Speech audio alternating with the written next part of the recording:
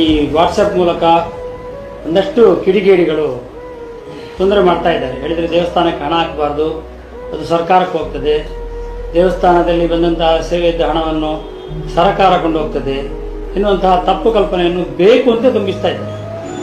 ಈಗಲೂ ಅದನ್ನು ಮಾಡ್ತಾ ಇದ್ದಾರೆ. ಈ ಹಣ ಗ್ಯಾರಂಟಿಗೆ ಉದ್ದೇಶಕ್ಕೋಸ್ಕರ ಸಿದ್ದರಾಮಯ್ಯನಿಗೆ ಕೊಡಲಿಕ್ಕೋಸ್ಕರ ದೇವಸ್ಥಾನದಲ್ಲಿ ಸೇವಾ ರೇಟ್ ಹೆಚ್ಚು ಮಾಡಿದೆ ಅಂತ, ಕಾಕತಾಳೀಯವಾಗಿ ಬೇಲೆ ದೇವಸ್ಥಾನದಲ್ಲೂ ಹೆಚ್ಚಾಗಿದೆ, ಅದನ್ನು ಇದಕ್ಕೆ ಲಿಂಕ್ ಮಾಡ್ತಾ ಇದ್ದಾರೆ.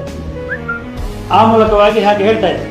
ನಿಜವಾಗಿ ನಮ್ಮ ಕರ್ನಾಟಕ ಹಿಂದೂ ಧಾರ್ಮಿಕ ಸಂಸ್ಥೆಗಳು ಮತ್ತು ಧರ್ಮಾದಾಯ ದತ್ತಿ ಕಾಯ್ದೆ 1997 ಅದು 2003ರಲ್ಲಿ ಜಾರಿಗೆ ಬಂದಿದೆ.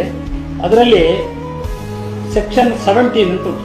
ಅದರಲ್ಲಿ ಸಾಮಾನ್ಯ ಸಂಗ್ರಹಣಾ ನಿಧಿ, ದೇವಸ್ಥಾನದಲ್ಲಿ ಎಲ್ಲ ಖರ್ಚು ವೆಚ್ಚಗಳು ಹೋಗಿ, ಅಭಿವೃದ್ಧಿ ಕಾರ್ಯಗಳು ಮಾಡಿದರೆ ಅಭಿವೃದ್ಧಿ ಕಾರ್ಯಗಳದ್ದು ಖರ್ಚು ವೆಚ್ಚ ಹೋಗಿ ಏನು ಹಣ ಉಳಿತದೆ, ಆ ಉಳಿದ ಹಣದಲ್ಲಿ 10% ಏನು ಹಣ ಉಂಟು ಅದು ಸಾಮಾನ್ಯ ಸಂಗ್ರಹಣಾ ನಿಧಿಗೆ ಹೋಗ್ತದೆ, ಸರ್ಕಾರಕ್ಕಲ್ಲ, ಸಾಮಾನ್ಯ ಸಂಗ್ರಹಣಾ ನಿಧಿಗೆ. ಆ ಸಾಮಾನ್ಯ ಸಂಗ್ರಹಣಾ ನಿಧಿಯ ಏನು ಹಣ ಉಂಟು ಅದು ಧಾರ್ಮಿಕ ದತ್ತಿ ಇಲಾಖೆಯಲ್ಲೇ ಇರ್ತದೆ. ಆ ಹಣವನ್ನು ಯಾರಿಗಾರಿಗೂ ಕೊಡಲಿಕ್ಕಿಲ್ಲ. ನಿಜವಾಗಿ ಅದರ ಉಪಯೋಗಕ್ಕೆ ಸೆಕ್ಷನ್ 19 ಅಂತ ಅದರಲ್ಲಿ ಮಾಡಿದ್ದಾರೆ. ಅದರಲ್ಲಿ ಅದನ್ನು ವೇದ ಪಾಠಶಾಲೆಗಳನ್ನು ಮಾಡಲಿಕ್ಕೆ, ಆಗಮ ಪಾಠಶಾಲೆಗಳನ್ನು ಮಾಡಲಿಕ್ಕೆ, ಸಣ್ಣ ಪುಟ್ಟ ದೇವಸ್ಥಾನಗಳ ಅಭಿವೃದ್ಧಿ ಕಾರ್ಯಕ್ಕಾಗಿ ಅದನ್ನು ಖರ್ಚು ಮಾಡಲಿಕ್ಕೆ, ದೇವಸ್ಥಾನದ ಏನು ನೌಕರರಿದ್ದಾರೆ ಅವರಿಗೆ ಒಂದಷ್ಟು ಸಹಾಯ ಮಾಡಲಿಕ್ಕೆ ಆ ಸಾಮಾನ್ಯ ಸಂಗ್ರಹಣಾ ನಿಧಿಯನ್ನು ತೆಗಿಬಹುದು ಅಂತಿದೆ.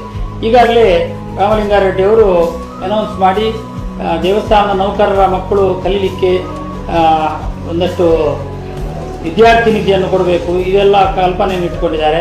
ಕಟೀಲು ದೇವಸ್ಥಾನದ 2 ನೌಕರಿಗೂ ಹೋದ ವರ್ಷ ಅವರ ಮಕ್ಕಳು ಶಾಲೆ ಕಲೀಲಿಕ್ಕೆ ಸಾಮಾನ್ಯ ಸಂಗ್ರಹಣಾ ನಿಧಿ ಹಣ ಬಂದಿದೆ. ಹೀಗೆ ಸಾಮಾನ್ಯ ಸಂಗ್ರಹಣಾ ನಿಧಿ ಉಪಯೋಗ ಆಗುವುದು. ಕಟೀಲು ದೇವಸ್ಥಾನದಲ್ಲಿ ನಾವು 2 ವರ್ಷ ಸಾಮಾನ್ಯ ಸಂಗ್ರಹಣಾ ನಿಧಿಯನ್ನು ಕಟ್ಟಲೇ ಇಲ್ಲ. ಯಾಕೆಂತ ಕೇಳಿದರೆ ನಮ್ಮ ದೇವಸ್ಥಾನದಲ್ಲಿ ಸೇವಿಂಗ್ಸ್ ಆಗಲಿದೆ, ಒಂದಷ್ಟು ಅಭಿವೃದ್ಧಿ ಕೆಲಸಗಳನ್ನು ಮಾಡಿದ್ದೇವೆ, ಸೇವಾದಾರ ಪರಿಷ್ಕರಣೆ ಆಗೋದ್ರಿಂದ ಖರ್ಚು ಹೆಚ್ಚಾಗಿದೆ.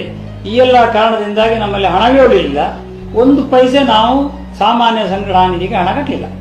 ಹೀಗಿರುವಾಗ ಸರ್ಕಾರ ಈ ಹಣವನ್ನು ತೆಗೆದುಕೊಳ್ತದೆ ಎನ್ನುವಂತಹ ಅಪಪ್ರಚಾರ ಮಾಡ್ತಾ ಇದ್ದಾರಲ್ಲ, ಅವರು ವಿಶೇಷವಾಗಿ ದೇವಸ್ಥಾನಕ್ಕೆ ಯಾರು ಭಕ್ತರು ಬರಬಾರ್ದು, ದೇವಸ್ಥಾನಕ್ಕೆ ಭಕ್ತರು ಹಣ ಹಾಕಬಾರ್ದು, ಹಣ ಹಾಕಿದರೆ ಅದರಿಂದ ಹಿಂದೂಗಳು ಬಲಿಷ್ಠರಾಗ್ತಾರೆ, ಹಿಂದೂಗಳು ಬಲಿಷ್ಠರಾದರೆ ನಮಗೆ ಅವರನ್ನು ಹತ್ತಿಕ್ಕುವುದು ಕಷ್ಟ, ಅದಕ್ಕೋಸ್ಕರ ಹಿಂದೂಗಳನ್ನು ಒಳಿಬೇಕು ಎನ್ನುವಂತಹ ಕುಹಕ ಬುದ್ಧಿ ಇರುವವರು ಮಾತ್ರ ಇದನ್ನು ಈ ರೀತಿಯಾಗಿ ಮಾಡ್ತಾರೆ.